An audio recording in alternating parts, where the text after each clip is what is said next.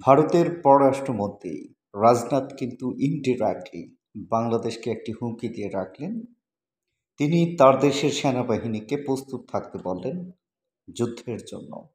এখন বিষয়টা নিয়ে কিন্তু টক অফ দ্য কান্ট্রি। আমাদের পররাষ্ট্র উপদেষ্টা তৌহিদ হোসেন এই বিষয়ে ব্যাখ্যা দিয়েছেন। তো আমরাও অ্যাজ এ বাংলাদেশ এবং ইন্ডিয়ার প্রতিবেশী বন্ধু হিসেবে একটা বিষয় মনে করি যে ইন্ডিয়া এই মুহূর্তে কারোর সাথে যুদ্ধ করবে, ইভেন বাংলাদেশের সাথে তার সৈন্যবাহিনীকে প্রস্তুত থাকার যে বিষয়টা বলেছেন, এটা আমার কাছে মনে হচ্ছে একটা মানে তিনি বলার কথা বললেন। এটার বাস্তবায়ন অবশ্যই হবে না, কারণ ইন্ডিয়া ভালো করেই জানে যে আজকাল বাংলাদেশ শুধু বাংলাদেশ নয়, এই বাংলাদেশের সাথে যেমন আছে আমেরিকা, চীন, বাংলাদেশের সাথে আছে পাকিস্তান সহ আশেপাশের অন্যান্য দেশগুলো। তো এখন তারপরও ধরুন অদূর ভবিষ্যতে বাংলাদেশের সাথে হয়তোবা ইন্ডিয়ার সম্পর্ক আরও খারাপ হবে এবং যুদ্ধের পরিস্থিতি তৈরি হতে পারে। সেক্ষেত্রে বাংলাদেশের করণীয় কী? পৃথিবীর মধ্যে আমরা বাংলাদেশিরা অনেক মেধাবী, সেটা সেনাবাহিনীর ক্ষেত্রে হোক, চৌকস আইনশৃঙ্খলা বাহিনীর ক্ষেত্রে হোক, বা যে কোনো ক্ষেত্রে হয়তো আমরা আমাদের মেধাটা ভালো কাজে লাগাই নেই।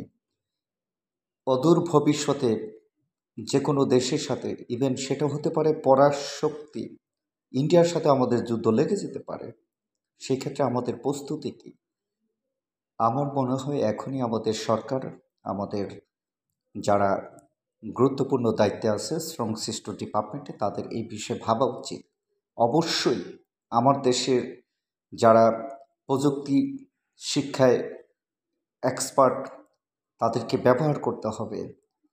আমরা অবশ্যই যেন অন্তত পৃথিবীর অন্য শক্তির সাথে আমরা যেন ওই সিচুয়েশনে লড়তে পারি, নিজেদেরকে আত্মরক্ষার জন্য হলেও আমরা দাঁড়াতে পারি। কতদিন টিকতে পারি সেটা বিষয় নয়, এরকম একটি দেশ এবং এরকম একটি অবস্থায় নিয়ে যেতে হবে। আমাদের রাষ্ট্রপ্রধান যারা আছেন তারা এটা ভাববেন।